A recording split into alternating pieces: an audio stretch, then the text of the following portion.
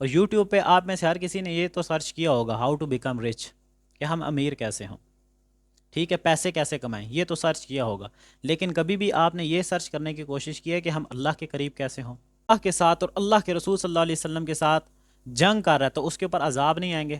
خود ذرا سوچیں نا، یہ عام بندہ بھی سمجھ سکتا ہے اس بات کو، کوئی اتنی بڑی سائنس نہیں ہے، کوئی اتنی بڑی لاجک نہیں ہے اس کی، آئی می مائی سیلف بس۔ پر ٹیسٹ تو تب ہے کہ آپ کی والدہ غصہ کریں۔ پورا پاکستان اندھیرے میں ڈوبا ہوا ہے اور قرآن یہ اوپن چیلنج دے رہا ہے کہ مجھے پکڑ لو، مجھے پکڑ لو، میں تمہیں جو ہے نا اندھیرے سے نور کی طرف لے جاؤں گا، آپ لوگ نہیں پکڑ رہے۔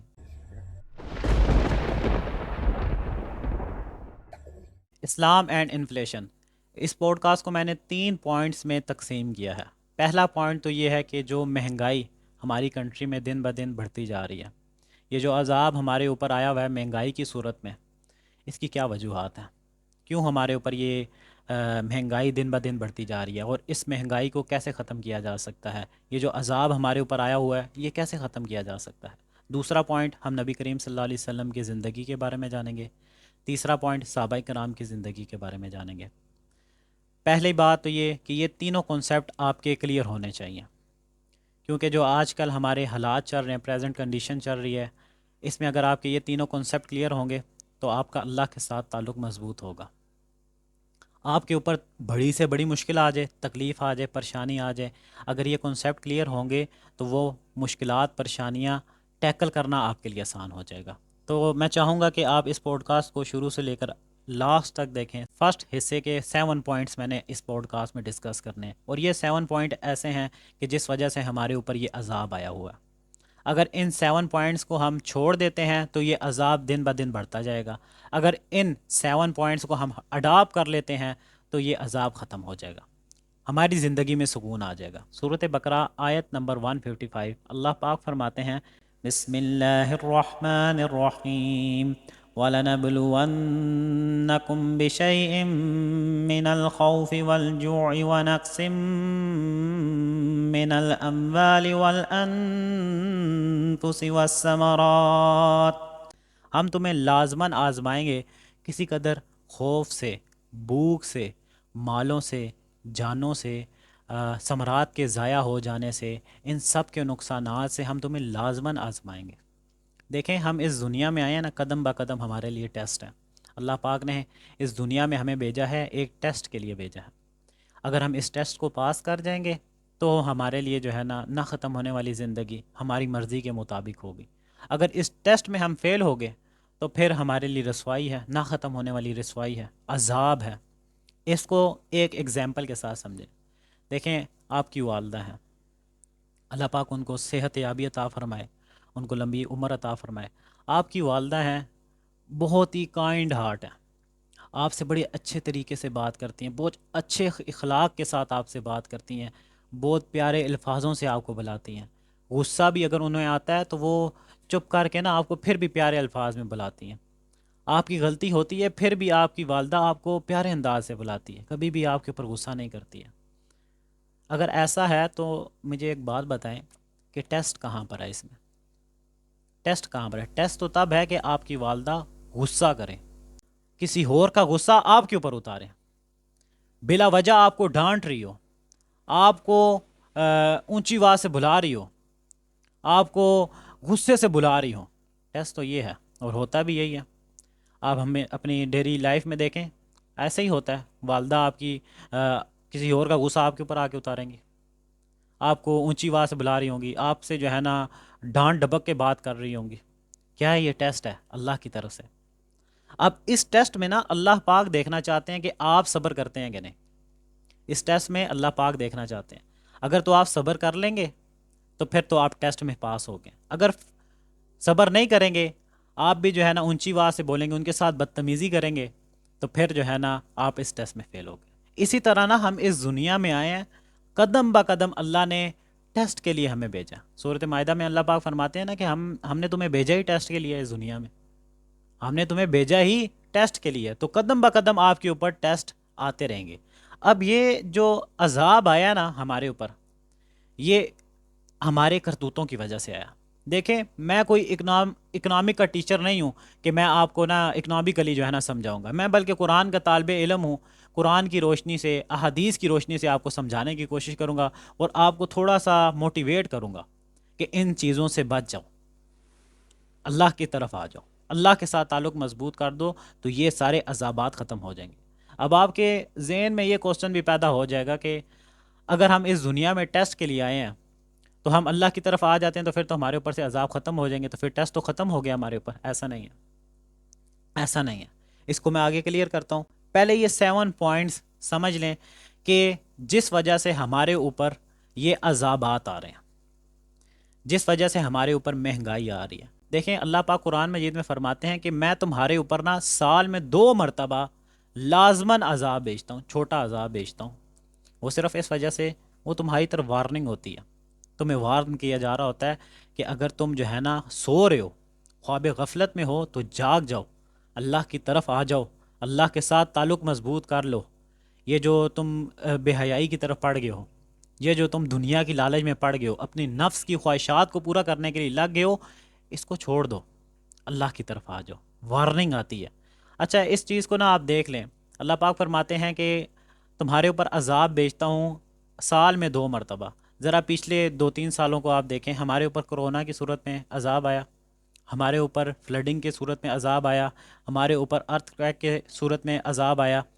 اس کے علاوہ آپ اپنے آج کل جو ہمارے اوپر عذاب چاہ رہا ہے وہ مہنگائی کی صورت میں آیا ہوا ہے۔ اس کے علاوہ پچھلے دنوں فلڈنگ ہوئی ہے دوسری کنٹریز میں۔ تو یہ عذابات ہمارے اوپر آتے رہتے ہیں، اللہ کی طرف سے وارننگ آتی رہتی ہے۔ اب 7 پوائنٹس کی طرف آتا ہوں۔ پہلا پوائنٹ یہ ہے کہ ہمارے ملک میں جو سب سے بڑی ریزن ہے کہ ہمارے اوپر یہ عذاب کیوں آئے ہیں، کہ ہم اس ملک میں رہ رہے ہیں جہاں پر سود عام ہو گیا، جہاں پہ بے حیائی عام ہو گیا۔ پوائنٹ نمبر 1، ٹھیک ہے، کہ جہاں پہ سود سر عام ہو گیا ہے، سود عام ہو گیا ہے، بے حیائی عام ہو گیا۔ اور قرآن مجید میں یہ آیت ہے کہ جو شخص سود لیتا ہے اس کا اللہ کے ساتھ اور اللہ کے رسول صلی اللہ علیہ وسلم کے ساتھ اعلان جنگ ہے۔ اب جو شخص اللہ کے ساتھ اور اللہ کے رسول صلی اللہ علیہ وسلم کے ساتھ جنگ کر رہا ہے تو اس کے اوپر عذاب نہیں آئیں گے؟ خود ذرا سوچیں نا، یہ عام بندہ بھی سمجھ سکتا ہے اس بات کو، کوئی اتنی بڑی سائنس نہیں ہے، کوئی اتنی بڑی لاجک نہیں ہے اس کے بیچ میں، کہ جو شخص اللہ کے ساتھ لڑائی کر رہا ہے، جو شخص اللہ کے ساتھ اعلان جنگ کر رہا ہے، اللہ اس کے اوپر عذاب بھیجے گا، عذاب بھیجے گا اس کی آکڑ توڑنے کے لیے، کہ تجھے جو میں نے منع کیا تھا پھر تو وہی کاموں میں پڑ چکا، جن چیزوں سے میں نے تجھے منع کیا، جن چیزوں کو ختم کرنے کے لیے میں نے اپنے نبی صلی اللہ علیہ وسلم کو قرآن دے کر بھیجا، تو وہ انہی چیزوں کے پیچھے پڑ گیا، وہی کام کر رہا ہے۔ بے حیائی دیکھیں ہمارے سوسائٹی میں عام ہو چکی ہے۔ اگزامپل کے ساتھ میں آپ کو سمجھاتا ہوں، ہر انسان کے گھر میں، آپ اگر ویڈیو میری دیکھ رہے ہیں تو آپ کے گھر میں بھی ٹی وی لگا ہوگا۔ ٹی وی میں آپ جیسے ہی آن کرتے ہیں سامنے لڑکی آتی ہے۔ قرآن میں تو بتایا گیا کہ آپ نے اپنی آنکھوں کو، اگر کسی لڑکی کو آپ نے دیکھ لینا ہے تو اپنی آنکھوں کو جھکا لینا ہے، اپنی آنکھوں کو جھکا لینا ہے۔ ٹی وی میں تو آپ دیکھتے رہتے ہیں ہر ٹائم لڑکیوں کو، وہاں پر آنکھیں نہیں آپ کی جھپکتی۔ موبائل اٹھاتے ہیں سامنے آپ کی لڑکیاں آتی ہیں، ٹک ٹاک آپ یوز کرتے ہیں، فیس بک آپ یوز کرتے ہیں، یوٹیوب آپ یوز کرتے ہیں، سامنے آپ کے جو ہے نا لڑکیاں آ رہی ہوتی ہیں، آپ اپنی آنکھوں کو تو نہیں جھکاتے، بلکہ آپ غور لگا کر دیکھتے ہیں ان کو، اور غور لگا کے دیکھتے ہیں، اور ویڈیو ایسی دیکھتے ہیں کہ اور ایسی جو ہے نا میرے پاس بے حیائی ہے۔ یہ وجہ، پہلا پوائنٹ۔ دوسرا پوائنٹ یہ ہے کہ ہم نے استغفار کرنا چھوڑ دیا، اللہ سے معافی مانگنا چھوڑ دیا، استغفار کرنا چھوڑ دیا، دوسرا پوائنٹ۔ تیسرا پوائنٹ، ہمارا اللہ کا تقوی ختم ہو چکا ہے۔ سمپل میننگ، اللہ کا ڈر ہمارے دلوں میں سے ختم ہو چکا ہے۔ جب انسان کے دل سے اللہ کا ڈر ختم ہو جاتا ہے تو انسان وہ کام کرتا ہے جو ہے نا اللہ کے قانون کے مطابق نہیں ہوتے، اللہ کی شریعت کے مطابق نہیں ہوتے۔ کیوں؟ کیونکہ اس کے دل میں یہ خیال ہوتا ہے کہ اب تو مجھے کوئی بھی نہیں دیکھ رہا، میں جو چاہوں کروں، جو چاہوں کروں۔ جب انسان کے دل میں اللہ کا تقوی ہوتا ہے نا، اللہ کا ڈر ہوتا ہے نا، تو وہ کوئی بھی کام کرنے لگتا ہے نا تو وہ یہ سوچتا ہے کہ میرا رب مجھ سے ناراض نہ ہو جائے، میرا رب مجھے دیکھ رہا ہے، اگر میں نے یہ کام کر لیا، یہ غلط کام کر لیا، تو پھر جو ہے نا میں پکڑا جاؤں گا، اللہ کے حضور مجھے پیش ہونا ہے اور میں نے جواب دینا ہے اس کا، میں نے اس کا جواب دینا ہے۔ اللہ لا الہ الا ہو، اللہ ہوا ہے جس کے سوا کوئی معبود نہیں۔ لا یجمعنکم الی یوم القیامہ، اللہ ضرور بالضرور تمہیں اکٹھا کرے گا قیامت کے دن اور تم سے پوچھے گا کہ تم نے کیا کیا۔ تو اللہ کا تقوی ہمارے بیچ میں ختم ہو چکا ہے۔ اب پوائنٹ نمبر 4 یہ ہے اللہ کا قرب۔ اللہ کا قرب یہ ہے کہ اللہ سے نزدیک تر نزدیک ہونا، اللہ سے نزدیک تر نزدیک ہونا، اللہ کے راہ میں جہاد کرنا، اللہ کی راہ میں ایسے کام کرنا ہے جسے آپ اللہ کا قرب پالو، اللہ کے نزدیک تر نزدیک ہو جاؤ۔ اور یوٹیوب پہ آپ میں سے ہر کسی نے یہ تو سرچ کیا ہوگا ہاؤ ٹو بیکم رچ، کہ ہم امیر کیسے ہوں، ٹھیک ہے، پیسے کیسے کمائیں، یہ تو سرچ کیا ہوگا، لیکن کبھی بھی آپ نے یہ سرچ کرنے کی کوشش کی ہے کہ ہم اللہ کے قریب کیسے ہوں، اللہ کے ساتھ تعلق کیسے بنائیں؟ نہیں، ناٹ ایٹ آل، آپ نے نہیں کیا۔ آپ نے پیسے کمانے کو مقصد بنایا، آپ اپنی نفس کی خواہشات کو پورا کرنا یہ آپ نے مقصد بنایا، آپ اپنی دنیا کی فیسلٹیز کو کمانے کے لیے بیٹھے ہوئے ہیں، آپ نے یہ پرپس بنایا ہوا ہے، آپ نے یہ مقصد بنایا ہوا ہے۔ ہاؤ ٹو بیکم رچ یہ ویڈیو ہر کسی نے دیکھی ہے، مگر اللہ کے ساتھ تعلق کیسے مضبوط کروں یہ ویڈیو کسی نے نہیں دیکھی۔ تو یہ ایک چوتھا پوائنٹ ہے۔ پانچواں پوائنٹ یہ ہے صدقہ، کہ ہم نے صدقہ دینا چھوڑ دیا۔ اسلام ہمیں بتاتا ہے کہ آپ نے جو دیکھیں آج ہمارے پاکستان میں اپنی کنٹری میں دیکھیں، جو امیر ہے نا وہ اور زیادہ امیر ہوتا جا رہا ہے، جو غریب ہے وہ غریب تر غریب ہوتا جا رہا ہے۔ وجہ کیا ہے؟ کہ اللہ نے جن لوگوں کو پیسے دیے ہیں، اللہ نے جن لوگوں کو پیسے دیے ہیں وہ خرچ نہیں کر رہے۔ اسلامک سسٹم ہمیں یہ بتاتا ہے کہ اگر آپ کے پاس پیسے آئے ہیں تو اسے اپنی جو ہے نا لامحدود خواہشات کو پورا نہ کرو، ڈیزائرز کو پورا نہ کرو، بلکہ اپنی بیسک ڈیزائرز کو پورا کرو۔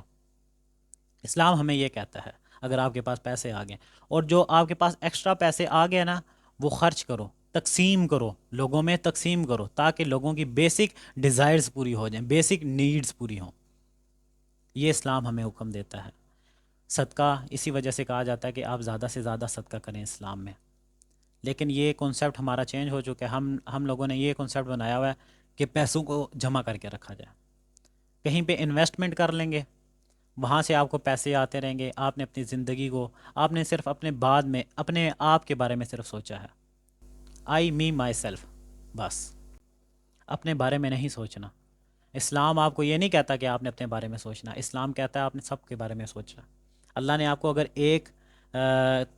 ایک نعمت دی ہے نا تو اس کو آپ نے اچھے طریقے سے یوٹیلائز کرنا ہے اکارڈنگ ٹو اسلام۔ اس کے لیے آپ کو نالج ہونا بہت ضروری ہے، اور وہ نالج آپ کو قرآن سے ملے گا، لیکن آپ قرآن سے ہی دور ہیں نا۔ ہم نے قرآن کو پڑھا ہی نہیں ہے، ہم نے تمام کتابیں پڑھی ہیں لیکن قرآن نہیں پڑھا۔ کیوں؟ کیونکہ ہمیں قاری صاحب نے منع کیا ہے، کیونکہ آپ گمراہ ہو جاؤ گے۔ یہ تو ہماری تھاٹ ہے۔ فَنَسُوا حَظًّا مِمَّا ذُكِّرُوا بِهِ، یہودیوں کو جو علماء تھے نا ان کی بھی یہی تھاٹ تھی کہ یہ علماء کے لیے ہے صرف قرآن، عام بندوں کے لیے قرآن نہیں ہے، ٹھیک ہے۔ تو ان کے علماء نے کیا کیا؟ فَنَسُوا حَظًّا مِمَّا ذُكِّرُوا بِهِ، انہوں نے رد و بدل کر دیے، پیسے لے لیا کرتے تھے، پیسوں کے بدلے میں جو ہے نا تورات میں چینجنگ، انجیل میں چینجنگ۔ وہی کانسیپٹ ہم لوگ یہاں پر اپلائی کر رہے ہیں۔ وہ کیسے؟ کہ ہم نے نا قرآن کو پڑھنا ہی چھوڑ دیا، وہاں پر ان لوگوں نے آیات کو چینج کیا، ہم نے ڈائریکٹ قرآن کو پڑھنا چھوڑ دیا۔ اللہ پاک قرآن مجید میں خود ہی فرما رہے ہیں کہ اس میں ہدایت ہے، اس میں نور ہے، جو اس سے پکڑے لے گا، جو قرآن کو مضبوطی سے پکڑ لے گا، جو اللہ کی رضا چاہتا ہے، جو سلامتی کے راستے پر آنا چاہتا ہے، میں اس کو اندھیرے سے نکالوں گا، نور کی طرف لے جاؤں گا۔ اللہ پاک قرآن مجید میں فرما رہے ہیں کہ میں اسے اندھیرے سے نکالوں گا، نور کی طرف لے جاؤں گا۔ آپ ابھی اندھیرے میں ڈوبے ہوئے ہیں، سب لوگ اندھیرے میں ڈوبے ہوئے ہو، آپ پورا پاکستان اندھیرے میں ڈوبا ہوا ہے، اور قرآن یہ اوپن چیلنج دے رہا ہے کہ مجھے پکڑ لو، مجھے پکڑ لو، میں تمہیں جو ہے نا اندھیرے سے نور کی طرف لے جاؤں گا۔ آپ لوگ نہیں پکڑ رہے۔ آپ نے دنیا کی زندگی کو نا فرض کر لیا اپنے اوپر، دین کو ضرورت بنا لیا، دین کو ضرورت کے طور پر آپ نے ہلکا پھلکا رکھ لیا، جبکہ دین فرض ہے ہمارے اوپر، دنیا ہمارے لیے ضرورت ہے، دنیا ہماری ضرورت ہے۔ ہم نے کانسیپٹ بالکل اپوزٹ کر دیا۔ جب ہم دین کو فرض کر لیں گے نا ہمارے اوپر، اپنے آپ کے اوپر، تو پیسہ ہمارے اوپر، ہمارے پاس خود چل کر آئے گا، اگر ہم دین کو اپنے اوپر فرض کر لیں، اس قرآن کو اگر ہم سمجھ کر پڑھیں، اللہ کے ساتھ تعلق مضبوط بنا لیں، تو پیسہ ہمارے پاس خود چل کر آئے گا، پیسہ ہمارے پاس خود چل کر آئے گا۔ لیکن ہمارا کانسیپٹ ہے نا، ہم تو خود ہی پیسے کے پیچھے بھاگ رہے ہیں، تو پھر پیسہ اور آپ کو پیچھے بھگائی جا رہا ہے۔ یہ قرآن، یہ اللہ کے ساتھ تعلق، یہ ایسی چیز ہے کہ پیسہ آپ کی طرف خود چل کر آئے گا۔ یہ جو ہے نا اللہ کی جو ہے نا کتاب کا، یہ اللہ پاک خود ہی فرما رہے ہیں نا سورۃ مائدہ آیت نمبر 16 کہ میں تمہیں نور سے، اندھیرے سے نکالوں گا، نور کی طرف لے کر جاؤں گا۔ یار تم پکڑو تو صحیح قرآن کو، قرآن کو اپنی زندگی میں لے کر تو آؤ، اللہ کے احکامات کے مطابق اپنی زندگی گزارو تو صحیح، ایک بار اللہ کے اوپر بھروسہ کرو تو صحیح نا۔ ہم لوگ اللہ کے اوپر بھروسہ کر ہی نہیں رہے نا، ہم اللہ سے محبت کرتے ہی نہیں ہیں نا۔ دنیا کے تمام لوگوں سے ہم کہتے ہیں I love you, I love you, I love you, میں تم سے بہت محبت کرتا ہوں، میں تم سے محبت کرتا ہوں، محبوبہ جو ہے نا لگا ہوتا ہے، بوائے فرینڈ گرل فرینڈ میں جو ہے نا I love you, love you, love you, love you چل رہا ہوتا ہے۔ یار کبھی آپ نے اللہ کو کہا ہے کہ اللہ پاک آئی لو یو، اللہ میں تجھ سے محبت کرتا ہوں، میں تیرے قریب آنا چاہتا ہوں، کبھی کہا ہے اللہ کو؟ ایک بار کہو تو صحیح یار، ایک بار کہو تو صحیح، اللہ کی طرف آنے کی کوشش تو کرو، اللہ سے اپنی محبت کا اظہار تو کرو۔ ہم لوگوں نے کیا ہی نہیں ہے نا، اسی وجہ سے تو ہمارے اوپر یہ عذابات آ رہے ہیں، اسی وجہ سے تو اتنی مشکلات میں ہم پھنسے ہوئے ہیں، یہی وجہ۔ دوسری 6 پوائنٹ جو ہے صلہ رحمی، پوائنٹ نمبر 6 صلہ رحمی، کہ نبی صلی اللہ علیہ وسلم نے فرمایا کہ تم لوگ اپنے رشتہ داروں کے ساتھ صلہ رحمی کرو، اس سے تمہاری رزق میں کشادگی پیدا ہوگی۔ صلہ رحمی یہ ہے کہ ان کے ساتھ جا کر آپ اچھے طریقے سے بات کرو، ان کو اگر کوئی ہیلپ چاہیے تو ان کی ہیلپ کرو، ٹھیک ہے۔ دوسری بات، اگر مشکلات میں ہیں وہ تو ان کی ہیلپ کرو، مالی طور پہ بھی، مالی طور پہ بھی ہیلپ کرو، جانی طور پہ بھی ہیلپ کرو، اگر کوئی کام شام کہتے ہیں آپ کو تو کرو۔ یہاں پر ہمارے گھر میں کوئی گیسٹ آ جاتا ہے، او جی وہ گیسٹ آ گئے یار، اب ان کو کیسے سنبھالیں؟ یار گیسٹ اللہ کی رحمت ہے، گیسٹ اللہ کی رحمت ہے۔ دوسری بات، چلیں یہ بات بھی نہیں ہوتی تو ہر جو ہے نا خاندان میں یہ سسٹم تو لازمی ہے کہ دو بندے جہاں پر بیٹھ جائیں گے، خاص طور پہ فیمیل، ایک دوسرے کی غیبت کرنا سٹارٹ کر دیں گے، ایک دوسرے کی غیبت کرنا سٹارٹ کر دیں گے کہ یہ فلاں ایسا تو فلاں ایسا ہے، اس نے ایسا کر دیا، اس نے ایسا کر دیا۔ اللہ کے عذاب کو ہم دعوت دے رہے ہیں۔ آخرت میں اس کی سزا پتہ کیا ہوگی؟ حدیث میں آتا ہے کہ ایک شخص اپنے ناخونوں سے نا اپنے سینے کو جو ہے نا اور اپنے جو ہے نا منہ کو نوچ رہا ہوگا، یہ اس کی سزا ہے غیبت کرنے والے کی، جہنم میں، وہ بھی جہنم کی بات کر رہا ہوں، جہنم میں اپنے سینے کو اپنے منہ کو نوچ رہا ہوگا۔ یہ غیبت ہمارے خاندان میں عام ہوئی ہوئی ہے، تو اسی وجہ سے ہمارے رزق میں بھی جو ہے نا کمی ہو گئی ہے، کیونکہ ہم نے اللہ کے احکامات کو چھوڑ دیا ہے نا۔ نبی صلی اللہ علیہ وسلم کے فرمان کے مطابق تو ہم نہیں چل رہے، اس کے اپوزٹ چل رہے ہیں۔ تو اگر اپنے رزق میں کشادگی چاہتے ہیں تو یہ پوائنٹ ہے۔ 6 پوائنٹس میں نے آپ کے ساتھ شیئر کر دیں، اب 7 پوائنٹ ہے کہ ہم نے اپنی عبادات میں نہ کمی کر دیا۔ ہمارے اوپر جو اللہ پاک نے عبادات فرض کی ہیں ہمارے اوپر، وما خلقت الجن والانس الا لیعبدون، کہ اللہ پاک نے جو ہمارے اوپر انسان اور جن کو اللہ نے پیدا ہی صرف اس وجہ سے کیا کہ وہ اللہ کی عبادت کریں۔ اللہ پاک نے ہمارے اوپر جو عبادات فرض کی ہیں، ہم اس کے بیچ میں کوتاہیاں کر رہے ہیں۔ نماز ہم نہیں پڑھتے، روزے ہم نہیں رکھتے، جھوٹ ہم بولتے ہیں، غیبت ہم کرتے ہیں۔ تو یہ اصل میں نا جھوٹ سے بچ جانا یہ بھی عبادت ہے، غیبت نہ کرنا یہ بھی عبادت ہے، اس خوف سے کہ اللہ پاک مجھے جو ہے نا اس کا عذاب ہوگا آخرت میں جھوٹ بولوں گا تو مجھے اس کا عذاب ہوگا آخرت میں، اللہ میرا ناراض ہو جائے گا، میں غیبت کروں گا تو اللہ ناراض ہو جائے گا۔ بے حیائی سے بچ جانا اللہ کے خوف سے عبادت ہے۔ ہم انہی عبادات میں نا کوتاہیاں کر رہے ہیں۔ یہ 7 پوائنٹس جو میں نے آپ کے ساتھ شیئر کیے ہیں، پہلا پوائنٹ سود سے بچو، یہ بے حیائیوں سے بچو۔ دوسرا پوائنٹ استغفار کثرت کے ساتھ کرو، ٹھیک ہے، لیکن ہم استغفار نہیں کر رہے۔ استغفار کثرت کے ساتھ کرو، اللہ سے معافی مانگو، سامنے بیٹھ جاؤ اللہ سے، یار اپنی دنیا کے لیے آپ کے پاس ٹائم ہے، اللہ کے لیے ٹائم نہیں ہے۔ دنیا کی تمام خواہشات کے پیچھے آپ بھاگتے جا رہے ہو، بھاگتے جا رہے ہو، بھاگتے جا رہے ہو۔ ایک دن، ایک رات، 2 نوافل آپ نے نہیں پڑھے، ایک سجدہ ہی اللہ کو کر دیں یار، ایک سجدہ ہی کر دیں اللہ کو، اللہ سے معافی مانگ لیں اللہ پاک کہ مجھے معاف کر دے۔ تو یہ دوسرا پوائنٹ جو میں آپ کے ساتھ شیئر کر رہا ہوں نا، اس میں آپ نے کیا کرنا ہے کہ آج نا تمام امت کو، پوری امت کو اللہ سے معافی مانگنے کی ضرورت ہے۔ عشاء کے بعد 2 نوافل پڑھیں، سجدے میں رو رو کے اللہ پاک سے معافی مانگیں، اللہ پاک سے معافی مانگیں، اللہ پاک مجھ سے غلطی ہو گئی ہے، میں بھٹک گیا تھا، یہ اپنی نفس کی خواہشات کو پوری کرنے میں لگ گیا تھا، دنیا کی فیسلٹیز کو، دنیا کے مال کو حاصل کرنے میں لگ گیا ہوں، تو مجھے معاف کر دے، میں تیری طرف آنا چاہتا ہوں، تیرے ساتھ تعلق مضبوط کرنا چاہتا ہوں، تو میرے دل میں تقوی پیدا کر دے۔ تیسرا پوائنٹ میں جو میں نے شیئر کیا نا، اللہ کا تقوی، تو میرے دل میں تقوی پیدا کر دے، مجھے اپنے قریب تر قریب کر لے۔ ایک معافی تو مانگیں نا اللہ سے یار، سجدہ کر کے رو رو کے اللہ سے معافی تو مانگیں۔ راتوں میں آپ اکیلے جو ہے نا رو رہے ہوتے ہیں، کسی کو یاد کر کے، جب اپنے اوپر کوئی مشکل وقت آتا ہے تو آپ جو ہے نا اسے یاد کر کے رو رہے ہوتے ہیں۔ یار کیوں اپنے آنسوؤں کو ضائع کرتے ہیں؟ اپنے آنسوؤں کو کیوں ضائع کرتے ہیں؟ کسی کی یاد میں اپنی آنکھوں کو اپنی کسی کی یاد میں اپنی آنکھوں کے آنسو کیوں ضائع کرتے ہیں؟ کسی مشکلات کے پیچھے اپنے آنکھوں کے آنسو کیوں ضائع کرتے ہیں؟ سجدے میں اپنے آنکھوں کے آنسو ضائع کریں، اللہ کے لیے اپنی آنکھوں سے آنسو نکالیں، سجدے میں روئیں اللہ کے لیے، تب کامیاب ہو جائیں گے۔ دوسروں کے لیے بھی رونا ہی ہے، مشکلات کے لیے بھی رونا ہی ہے، خوف کے لیے بھی رونا ہی ہے، بھوک کے لیے بھی رونا ہی ہے، اللہ کے لیے کیوں نہیں روتے؟ ان آنسوؤں کو ضائع نہ کریں، اللہ کے لیے قربان کریں ان آنسوؤں کو۔ ان آنسوؤں کی بڑی قیمت ہے، اللہ کے حضور ان آنسوؤں کی بہت قیمت ہے۔ ویسے بہا دیں گے تو ان کی ٹکے کی اوقات نہیں ہے، لیکن اللہ کے حضور ان کی جو قیمت ہے وہ آپ نہیں جان سکتے، کبھی بھی نہیں جان سکتے۔ ایک آنسو اللہ کے لیے بہائیں، ایک آنسو اللہ کے لیے بہائیں، اللہ آپ کے لیے 100 دروازے کھول دے گا، 100 دروازے کھول دے گا۔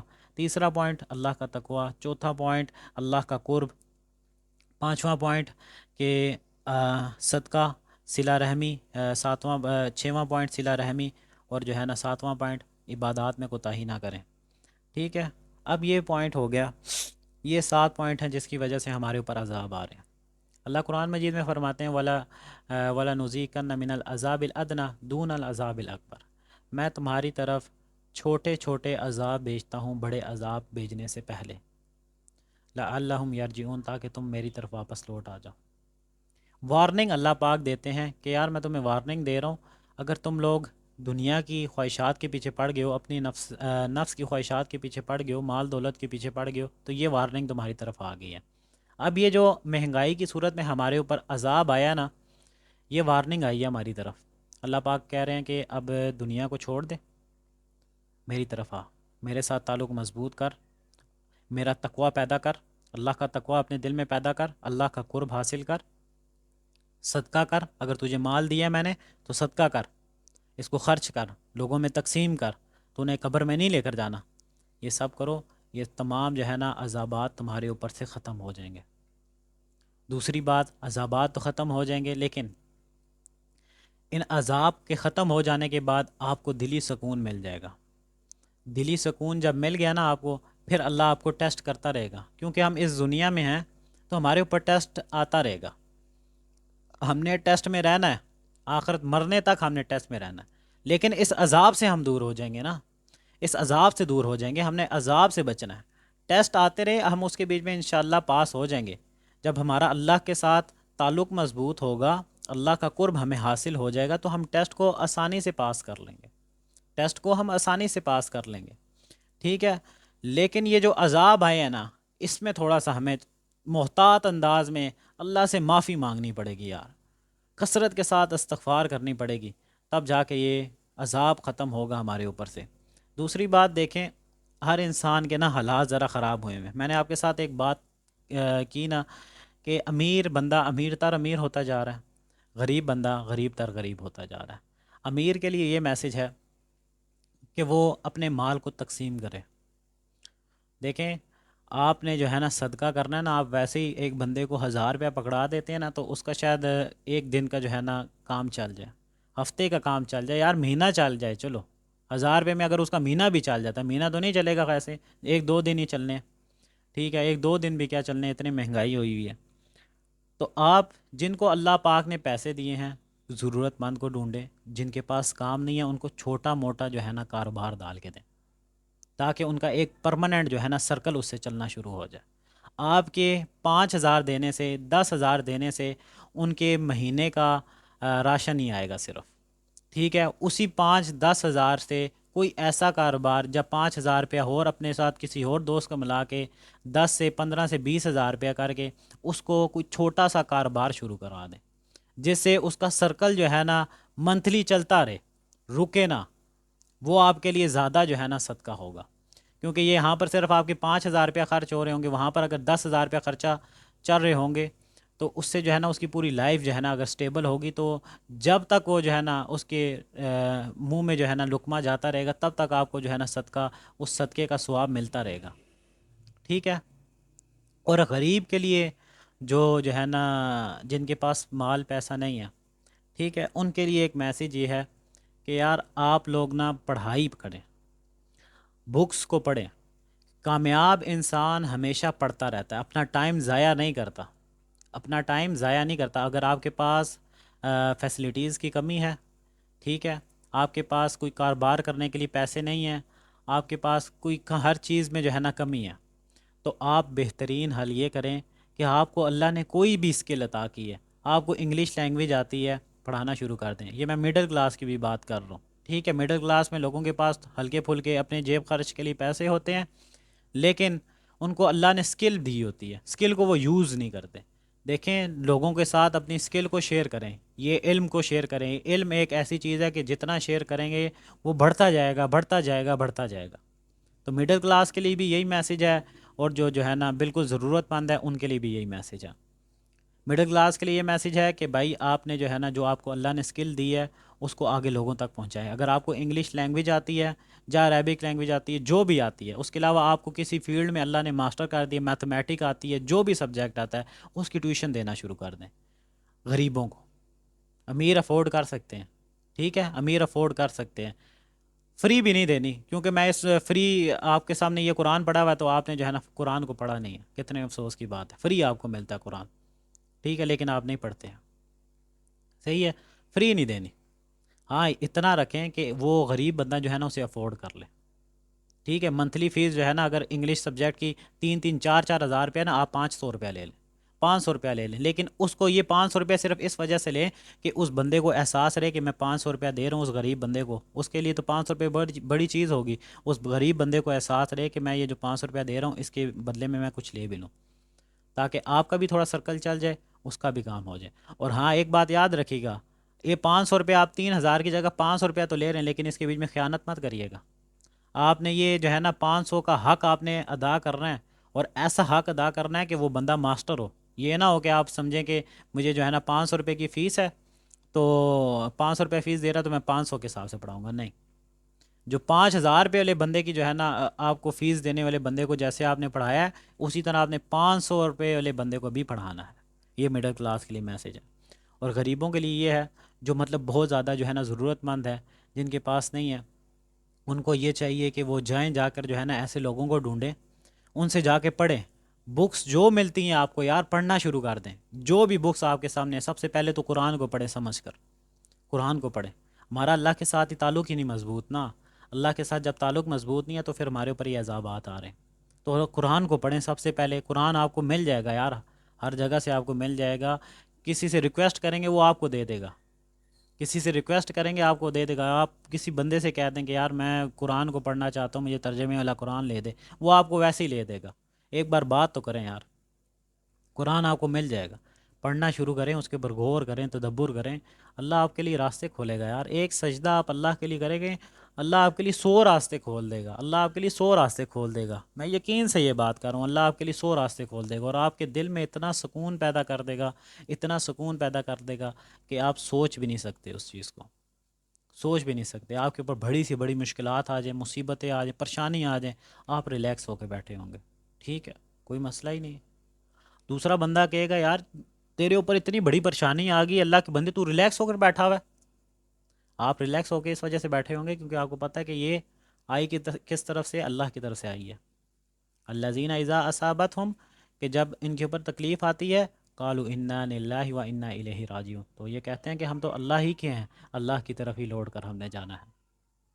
تو یہ کنسیپٹ جب ہوگا آپ کا، یہ تعلق اللہ کے ساتھ ہوگا، تو بڑی سے بڑی مشکلات آ جائیں آپ کو لیے کوئی ٹینشن نہیں ہوگی، آپ ریلیکس ہو کے بیٹھے ہوں گے۔ آپ کو پتہ ہے کہ اللہ نے مجھے رزق پہنچا دینا، کیونکہ اللہ نے وعدہ کر دیا کہ میں تمہیں رزق وہاں سے دوں گا جہاں سے تمہارا گمان بھی نہیں ہوگا۔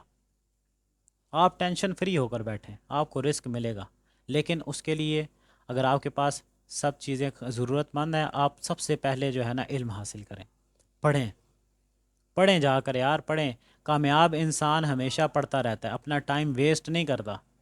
یہ ہر کسی کے لیے میسج ہے، امیر طبقے کے لیے بھی، مڈل کلاس کے لیے بھی، ایک ضرورت مند کے لیے بھی۔ پڑھیں، اپنا ٹائم نہ ضائع کریں، اپنا ٹائم ضائع نہ کریں۔ اب تھوڑا نبی کریم صلی اللہ علیہ وسلم کی زندگی کے بارے میں آپ کے ساتھ میں شیئر کرتا ہوں۔ دیکھیں، ابھی آپ کے اوپر مشکل وقت آیا ہوا ہے، آپ کے اوپر ابھی مشکل وقت آیا ہوا ہے، ایک آپ جو ہے نا سچویشن سے گزر رہے ہیں۔ نبی کریم صلی اللہ علیہ وسلم، حضرت اماں عائشہ رضی اللہ تعالیٰ فرماتی ہیں کہ ہمارے گھر میں 3 مہینے تک چولہا نہیں جلا کرتا تھا، صرف ہم 2 چیزوں کے اوپر گزارا کرتے تھے، 2 کھجوریں صبح اور ایک پانی کا گلاس، پانی کا جو ہے نا جو ان کا ہوتا تھا، پانی کا جو ہے نا ایک جو ہے نا گلاس صبح، میٹھے پانی کا، اسی طرح شام کو 2 کھجوریں اور ساتھ پانی کا ایک گلاس، اس کے اوپر ان کا گزارا ہوا کرتا تھا۔ ہم عائشہ رضی اللہ تعالیٰ فرماتی ہیں کہ اس کے علاوہ پڑوسی سے، ہمسایوں سے دودھ آیا جایا کرتا تھا تو ہم وہ پی کے گزارا کر لیا کرتے تھے۔ آپ یہ سوچیں کہ یہ جو تکلیف آپ کے اوپر آئی ہوئی ہے، اتنی مشکلات سے آپ گزر رہے ہیں، ایک فیز سے گزر رہے ہیں، کیا نبی کریم صلی اللہ علیہ وسلم سے زیادہ آپ کے اوپر تکلیف آ سکتی ہے؟ کیا نبی کریم صلی اللہ علیہ وسلم سے زیادہ سخت آزمائش آپ کے اوپر آ سکتی ہے؟ کیا نبی کریم صلی اللہ علیہ وسلم سے زیادہ آپ کے اوپر کوئی مشکل آ سکتی ہے؟ جب نہیں آ سکتی تو پھر کیوں ٹینشن لے رہے ہیں؟ کیوں ٹینشن لے رہے ہیں یار؟ اپنے نبی صلی اللہ علیہ وسلم کے بارے میں سوچیں۔ حدیث کے مطابق حضرت ابو ذر رضی اللہ عنہ، دیکھیں، حضرت ابو ذر رضی اللہ عنہ کو جب پتہ چلا نا کہ نبی کریم صلی اللہ علیہ وسلم کوئی ایسے ایک انسان ہیں جنہوں نے نا نبوت کا جو ہے نا دعویٰ کیا، جب ان تک یہ بات پہنچی، حضرت ابو ذر رضی اللہ عنہ اپنے گھر سے نکلے رسول اللہ صلی اللہ علیہ وسلم کو دیکھنے کے لیے۔ پتہ ہے ان کے پاس کیا تھا؟ ایک پانی کا مشکیزہ تھا اور ساتھ ایک، آپ آج کے زمانے کے ٹفن کر لیں، ٹفن تھا، ٹھیک ہے، وہ یہی ان کی جو ہے نا کل دولت، یہی کل دولت تھی ان کے پاس، لے کر چلے گئے، شہر بدر ہو رہے ہیں، جا رہے ہیں، وہاں پر جا کے پانی کا ایک مشکیزہ، مسجد الحرام کے پاس جا کر بیٹھ گئے، 3 دن ویٹ کرتے رہے وہاں پر، مسجد الحرام میں پورا دن آ کے بیٹھا رہا کرتے تھے کہ نبی کریم صلی اللہ، اصل میں دیکھا بھی نہیں تھا نبی کریم صلی اللہ علیہ وسلم کو، پہچانتے بھی نہیں تھے، پہلے دن ویٹ کرتے رہے کرتے رہے کرتے رہے، رات ہو گئی۔ حضرت علی رضی اللہ تعالیٰ آئے تو حضرت علی رضی اللہ تعالیٰ نے حضرت ابو ذر رضی اللہ تعالیٰ سے فرمایا کہ آپ جو ہے نا میرے گھر رات کو جو ہے نا رہ لیں۔ دیکھیں، رات کو رہنے کا انتظام اللہ نے پہلے کر دیا۔ وہاں پر پہنچے، کوئی گھر نہیں، کوئی جاننے والا نہیں، کوئی کچھ بھی نہیں، لیکن وہاں پر پہنچے تو ان کے پاس صرف ایک پانی کا مشکیزہ تھا اور ایک چھوٹا سا ٹیفن جس میں تھوڑا سا کھانا ہوگا۔ پورا دن ویٹ کرتے رہے نبی کریم صلی اللہ علیہ وسلم کا، نہیں نظر آئے، نہیں ملاقات ہوئی۔ حضرت علی رضی اللہ تعالیٰ اتفاقاً وہاں سے گزرے، حضرت علی رضی اللہ تعالیٰ ان کو اپنے گھر لے گئے، اپنے گھر میں جا کے اسٹے کروایا، اگلے دن پھر آ کے مسجد الحرام میں آ کے بیٹھ کے، اگلے دن کا پھر پتہ نہیں ہے کہ رات کہاں پر گزاریں گے، رات ہو گئی، نہیں دیکھا نبی کریم صلی اللہ علیہ وسلم کو، نہیں ملاقات ہوئی، تو اتفاق سے پھر دوبارہ حضرت علی رضی اللہ تعالیٰ وہاں سے گزرے، 3 دن ایسے ہوا۔ دیکھیں، یہ کل دولت تھی ان کے پاس۔ اصل میں ہم لوگوں نے اپنی خواہشات کو بڑھا لیا، ہم نے اپنی خواہشات کو لامحدود کر لیا۔ اپنی ڈیزائرز کو کم کریں، اپنی خواہشات کو ختم کر دیں، اپنی بیسک نیڈ صرف رکھیں۔ بیسک نیڈ یہ روٹی، لباس، کپڑا، روٹی، لباس اور جو ہے نا رہنے کے لیے جو ہے نا جگہ، بس یہ بیسک نیڈز ہے، ہر انسان کی ہونی چاہیے۔ ہم لوگوں نے اپنی جیسے ہی خواہشات کو بڑھایا نا، تو ہم جو ہے نا اتنا ہی جو ہے نا ہمارے اندر جو ہے نا یہ چیز پیدا ہو گئی ہے کہ ہم نے پیسے کمانے، پیسے کمانے، پیسے کمانے، دولت کمانی ہے۔ جیسے ہمارا یہ خواہشات بڑھی، اس طرح ہماری نفس کی دولت کمانے کی جو ہے نا وہ لالچ ہمارے بیچ میں اور زیادہ پیدا ہوگی۔ تو اس وجہ سے جب ہمارے پاس تھوڑے بہت بھی پیسے آتے ہیں تو ہم کہتے ہیں نہیں جی یار یہ کام ہے، یہ کام ہے، ناشکری کرنے لگ جاتے ہیں اللہ کی۔ تو ناشکرہ بھی نہیں ہونا آپ نے، یہ 8.8 یہ نوٹ کر لیں کہ اللہ کا ہر حال میں آپ نے شکر ادا کرنا ہے۔ کوئی مصیبت آئے، کوئی پریشانی آئے، بڑے سے بڑے مشکل حالات میں آپ پھنس گئے، آپ نے اللہ کے ساتھ شکوہ نہیں کرنا، اللہ کے ساتھ شکوہ نہیں کرنا، اللہ کا ہمیشہ شکر ادا کرنا ہے آپ نے۔ جب اللہ کا شکر ادا کریں گے، اللہ پاک آپ سے اتنے خوش ہوں گے، اتنے خوش ہوں گے، اللہ پاک آپ کے لیے لاکھوں دروازے کھول دیں گے یار۔ اللہ پاک ایسے لوگوں کو پسند کرتا ہے جو صبر کرنے والے ہوتے ہیں، اللہ پاک ایسے لوگوں کو پسند کرتا ہے۔ اللہ کے پسندیدہ بندے بن جائیں، اللہ کے پسندیدہ بندے بن جائیں۔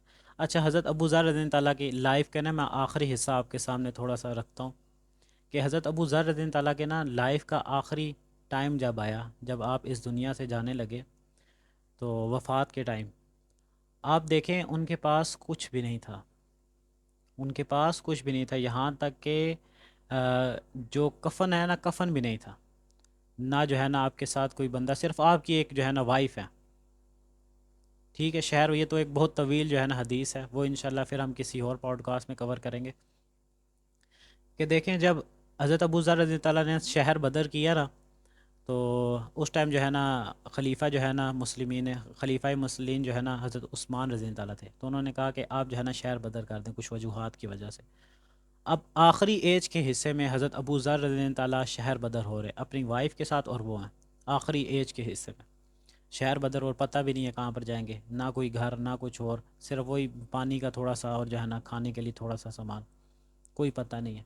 تو آپ جو ہے نا مدینہ سے جو ہے نا آگے ایک جو ہے نا ربضہ نامی گاؤں تھا، ادھر چلے گئے، ربضہ نامی گاؤں میں جا کر آپ نے تھوڑا سا پڑاؤ ڈالا، آپ کی موت کا وقت قریب آیا، تو آپ کی وائف نے کہا کہ میں تو بوڑھیا عورت ہوں، میں تو بوڑھیا عورت ہوں، اور نہ ہی جو ہے نا میرے پاس کچھ ایسی چیزیں ہیں، نہ کوئی کفن ہے، میں آپ کو کیسے جو ہے نا دفناؤں گی، میں آپ کو کیسے دفناؤں گی، آپ اگر جو ہے نا فوت ہو جاتے ہیں تو میں آپ کو کیسے دفناؤں گی، نہ کفن ہے، نہ میرے بیچ میں اتنی ہمت ہے، نہ میرے میں اتنی طاقت ہے کہ میں آپ کو جو ہے نا دفنا سکوں، آپ کو غسل دے سکوں۔ تو حضرت ابو ذر رضی اللہ عنہ نے فرمایا کہ میں نے نبی کریم صلی اللہ علیہ وسلم سے سنا ہوا تھا کہ تم جو ہے نا ایک اکیلی جگہ پہ جو ہے نا آخری وقت تمہارا جب آئے گا نا، تم ایک اکیلی جگہ پہ ہوگے، تمہارے ساتھ اور کوئی بھی نہیں ہوگا، جب تم مر جاؤ گے نا، تو اس کے بعد وہاں سے ایک قافلہ گزر رہا ہوگا، وہ تمہیں آ کر جو ہے نا کفن دفن دے گا، اور جو ہے نا کفن دے گا اور تمہیں جو ہے نا دفنا دے گا۔ تو ایسا ہی ہوا، حضرت ابو ذر رضی اللہ تعالیٰ جو ہے نا فوت ہو گیا، اس دنیا سے رخصت فرما گئے۔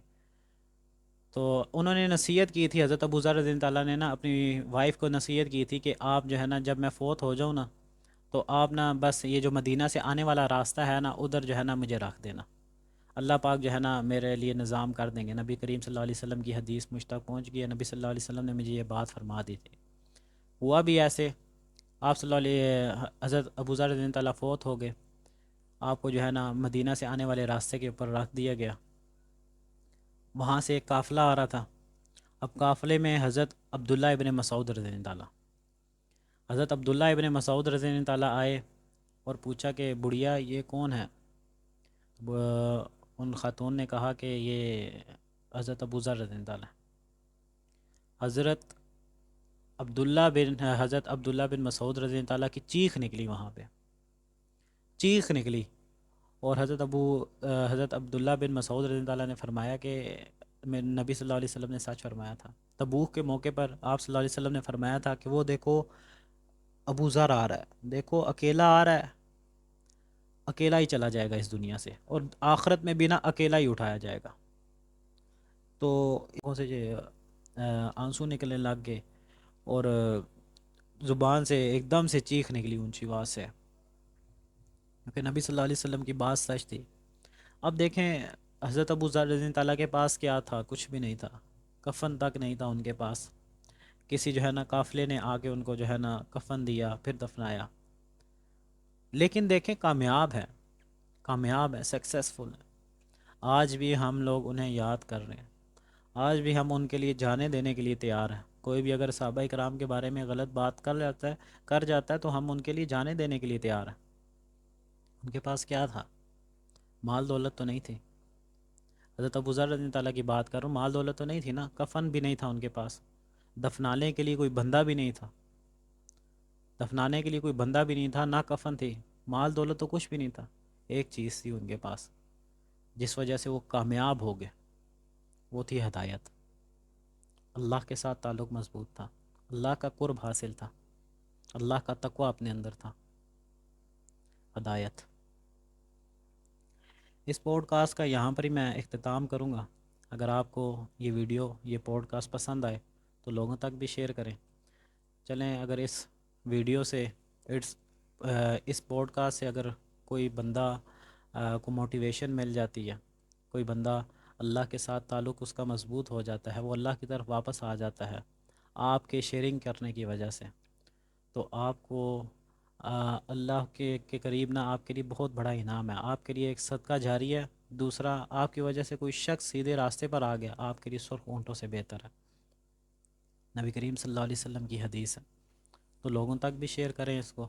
اللہ پاک آپ کو اور ہمیں نیک راستے پر چلنے کی توفیق عطا فرمائے۔